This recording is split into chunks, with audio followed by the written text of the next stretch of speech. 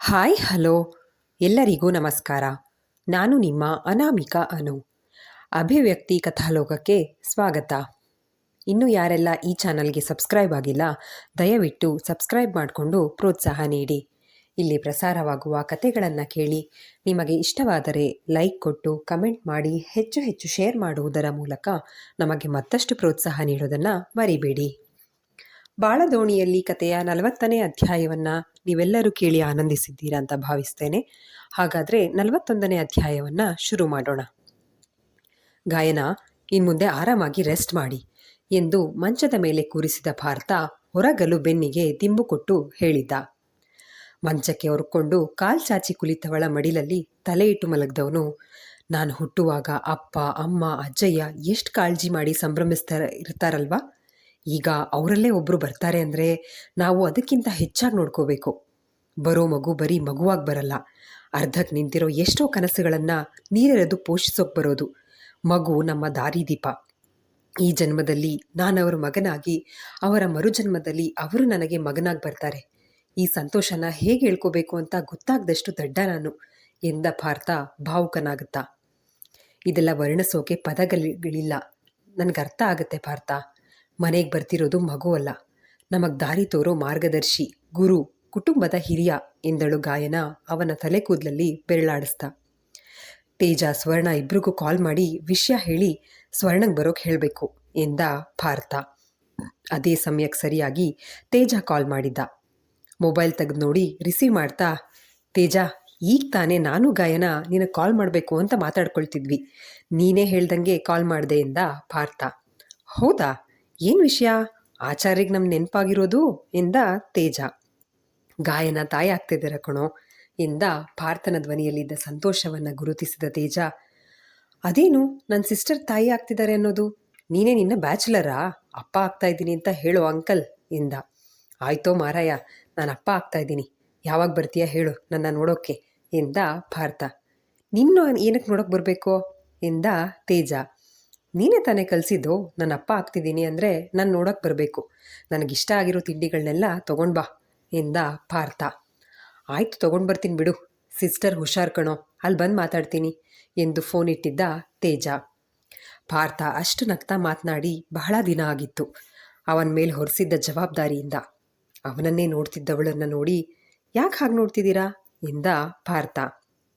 ಕಾರಣವನ್ನು ಹೇಳಿದ ಮೇಲೆ ಈಗ ಸ್ವಲ್ಪ ಫ್ರೀ ಅನ್ನಿಸ್ತಿದೆ.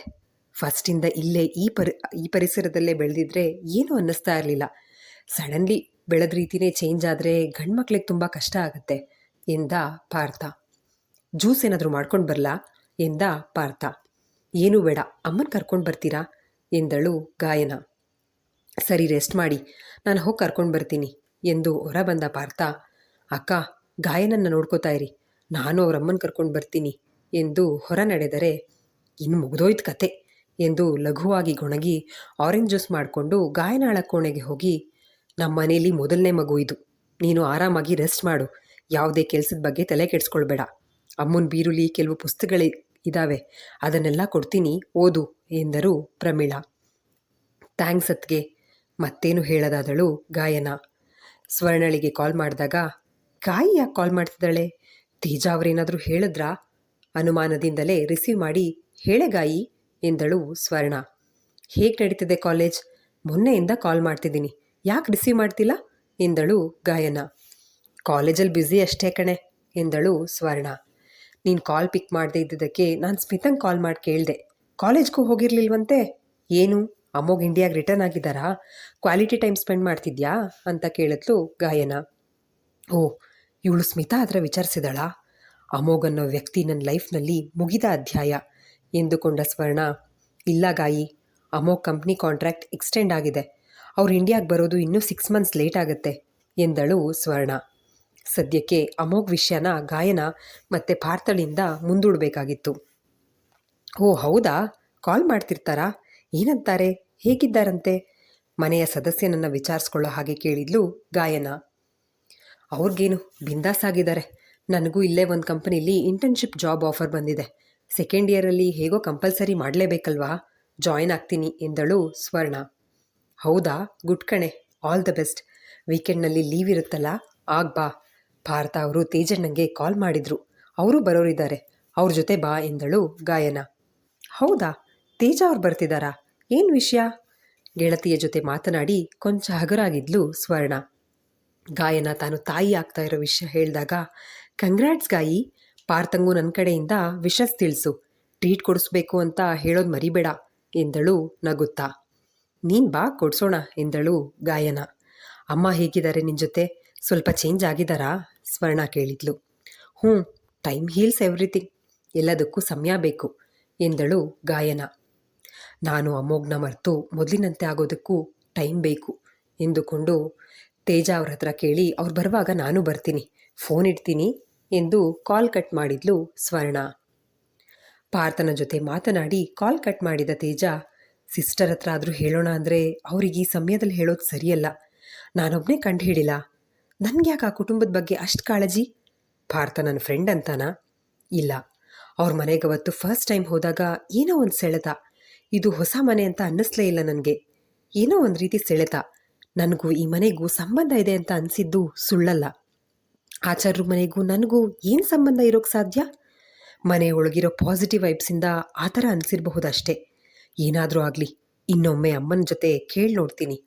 ಹೇಗಾದರೂ ಸರಿ, ಅಮ್ಮನ ಹತ್ರ ಬಾಯಿ ಬಿಡಿಸ್ಲೇಬೇಕು ಎಂದುಕೊಂಡ ತೇಜ ಮನೆಗೆ ಹಿಂತಿರುಗಿದವನೇ, ಅಮ್ಮ ನಿಜ ಹೇಳು, ನಮಗೂ ಆಚಾರ್ಯ ಕುಟುಂಬಕ್ಕೂ ಏನಾದರೂ ಸಂಬಂಧ ಇದೆಯಾ?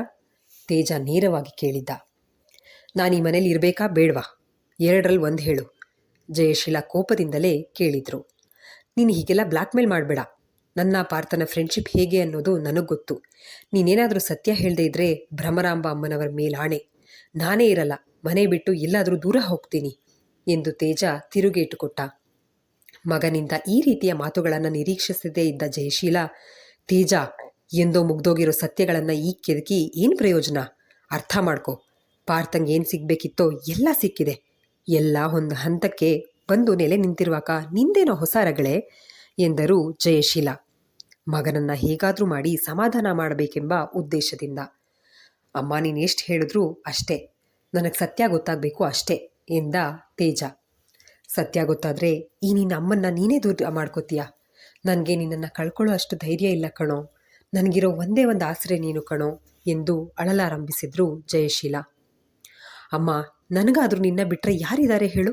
ಅದೆಂಥ ಸತ್ಯನೇ ಆಗಿದ್ರೂ ನಾನು ಸಹಿಸ್ಕೋತೀನಿ. ಯಾವುದೇ ಕಾರಣಕ್ಕೂ ನಿನ್ನ ನಾನು ದೂರ ಮಾಡ್ಕೊಳ್ಳಲ್ಲ ಅಮ್ಮ, ಹೇಳು ಪ್ಲೀಸ್ ಎಂದ ತೇಜ. ಏನಂತ ಹೇಳಿ? ನಿಮ್ಮಮ್ಮ ನಂಬಿಕೆ ದ್ರೋಹ ಮಾಡಿದವಳು ಅಂತ ಹೇಳ? ಇಷ್ಟು ವರ್ಷ ಯಾರನ್ನ ನಿಮ್ಮಪ್ಪ ಅಂದ್ಕೊಂಡಿದ್ಯೋ ಅವ್ರು ನಿನ್ನ ಅಪ್ಪನೇ ಅಲ್ಲ ಅಂತ ಹೇಳ? ನೀನು ಆಚಾರ್ಯ ಮನೆ ಕುಡಿನೇ, ಪಾರ್ಥನಷ್ಟೇ ಆ ಮನೆಯಲ್ಲಿ ನಿನಗೂ ಅಧಿಕಾರ ಇದೆ ಅಂತ ಹೇಳ?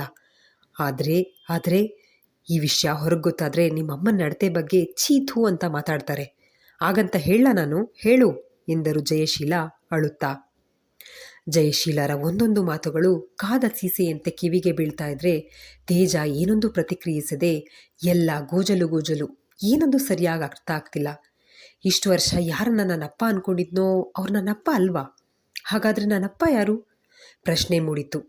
ನೇರವಾಗಿ ತಾಯಿಯನ್ನು ಕೇಳೋದಕ್ಕೆ ಹಿಂಜರಿಕೆ. ತುಂಬ ಗೊಂದಲ ಆಗ್ತಿದೆ ಅಲ್ವಾ? ಅದಕ್ಕೆ ಕೆಲವೊಂದು ಸತ್ಯಗಳನ್ನು ಬಲವಂತವಾಗಿ ತಿಳ್ಕೊಳ್ಳೋ ಪ್ರಯತ್ನ ಮಾಡಬಾರ್ದು. ಸತ್ತು ಸಮಾಧಿ ಆಗಿರೋ ಸತ್ಯಗಳನ್ನು ಈಗ ತಿಳ್ಕೊಂಡು ಏನೂ ಆಗಬೇಕಾಗಿಲ್ಲ ಎಂದರು ಜಯಶೀಲಾ.